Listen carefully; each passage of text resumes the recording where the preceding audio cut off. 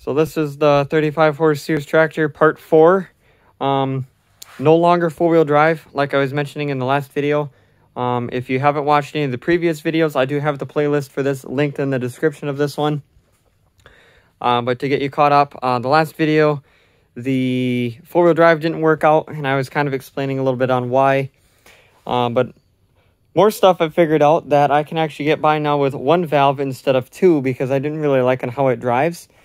So basically, these two here, it comes out, it goes down, goes to this motor, or the other one, depending if you're going forward or reverse. Then there's a line in the middle, and then there goes back up to this one, which is the return, or it's the opposite, depending if you're going forward and back. They're hooked in series instead of parallel, which means it has posi differential. Now, if it had, of course, a differential, but it's just hydraulic motors. Here's a picture of what I'm talking about exactly. Now I've got two more hydraulic ports here, which is what this lever operates, which is going to be for a hydraulic powered 3-point hitch. So that's going to be pretty cool. So this lever here, I'm going to bend over off to the side and possibly extend up a little bit so it's a little bit easier to use while driving. Then this one here, I'm going to extend and bend over to this way to operate the 3-point hitch. I do have a gas tank that is going to go about right here. And that's this one right here. I do have to make the brackets yet and figure out how to attach a fuel line to it. That's not that big of a deal. For the seat support, I can't use a seat spring. Even though I could now because the hydraulic lines are not in the way at all. But I can't use a seat spring because I have to put the battery someplace. And there's no room up front for a battery, so I have to put it here. So what I'm going to do with this piece of metal I got today, actually, is I'm going to weld it to the frame here. It's going to come up and then angled towards the back. And then it's probably going to have another smaller piece of metal go off side to side and then welded straight down. So it'll look like from the front a seat spring, but in fact is just a solid mount seat. And then there'll be like a little slot in the middle of it for the seat to go forward and back on. And so what I think I'm going to do is I'm going to get that done. And then I'm going to come back and show you the progress on that. And we'll go from there on what else I need to do. Okay, so I got a few more things done on it. As you can see, it's taped off for the most part, getting ready for paint. So this is what I came up with for a seat support. Thought I'd show you this before it actually gets painted.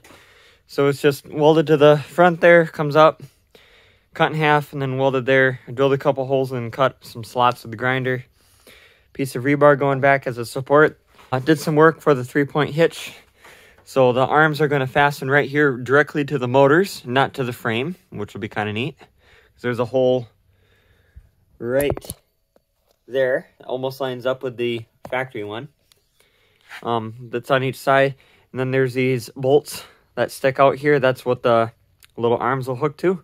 And then I can just put a lock nut on the end of that, and then I'll lift that up and down. With this hydraulic cylinder, which does leak, but I'll figure that out after everything else is said and done. It leaks about right here and right here. The fittings on the hoses leak, so not a big deal. But I'm going to get this painted, and I will come back and show you it painted. Okay, so I got it painted. Actually, I mean, it didn't turn out too bad. I had to tape all kinds of stuff off. But I got a seat put on it also, and I drove it around with the actual seat on it, finally. So that was pretty nice. The hydraulic lever is super, super touchy to go forward and back, but that's something I can always figure out. I think if I extended it longer, it'll make it a little bit easier to control. So I think I'm going to do that at some point. But the first thing I'm going to do here before that is I'm going to rig up something in the back for the battery to go under the seat. And then what sucks with that, and I didn't think about until now, is that the starter's right here. So I got to hook a big battery cable to go from here all the way back here. Which I do have this long one here, which seems like it's long enough. So I'm going to get that hooked up. And then I think I'm going to get the wiring kind of started, or at least get an idea with that. And I'm going to come back and show you the wiring. So I decided I'd give you an update before I continue. But I did get that wire ran back here. It's plenty long for a battery under the seat, so that's cool.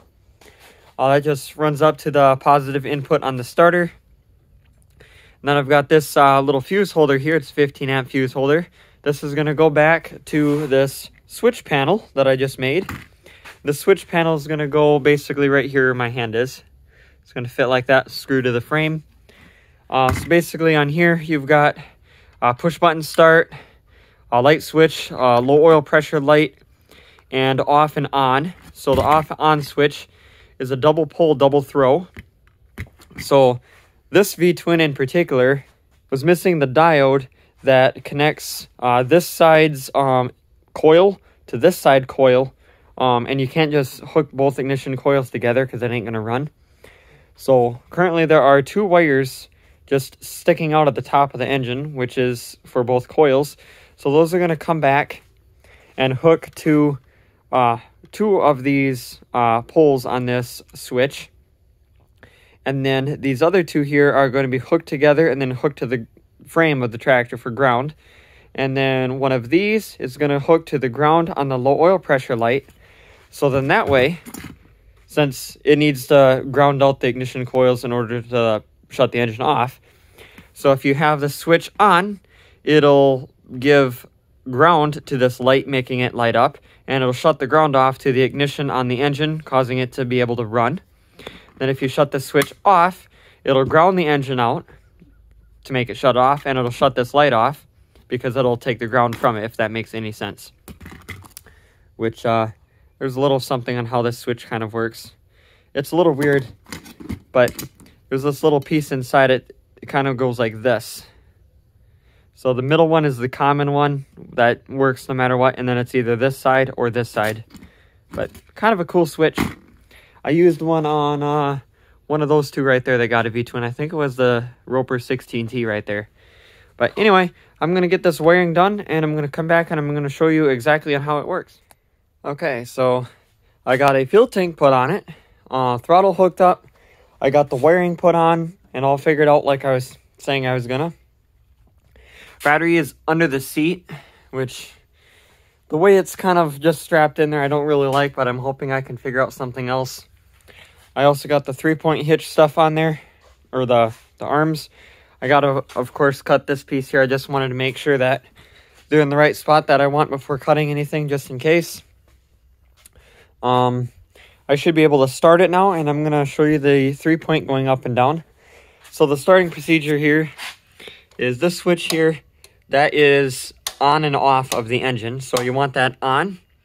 And then this here, you flip this on, and then you push this button, and it'll fire up.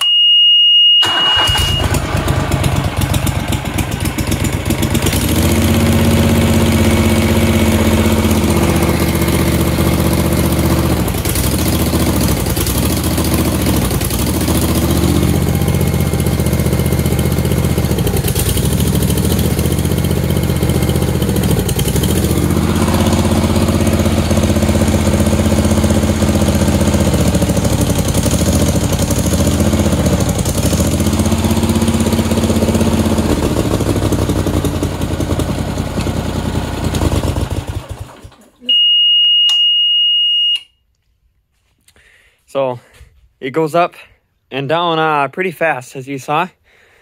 So this gas tank is off of like a Briggs, like a really old Briggs. It's just fastened to the frame here, and then it goes up underneath the hydraulic tank.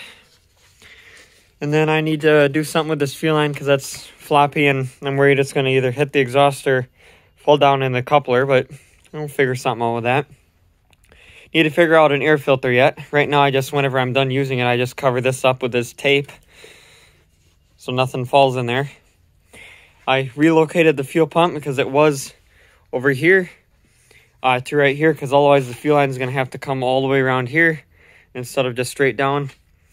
And the cutout for the engine on the hood that I'm going to make is going to have to be a lot wider if this piece was here, which I can take this off now. And then that way it can be a lot skinnier, not have to stick out as far. I do need to figure out something for the choke. Otherwise, paint the floorboards, the rims. I got to make the hood and paint the grill. And I think this will be done. But that is actually going to be it for this video because it's pretty much in its final stages. So the next time you see this, I will be showing you it totally done.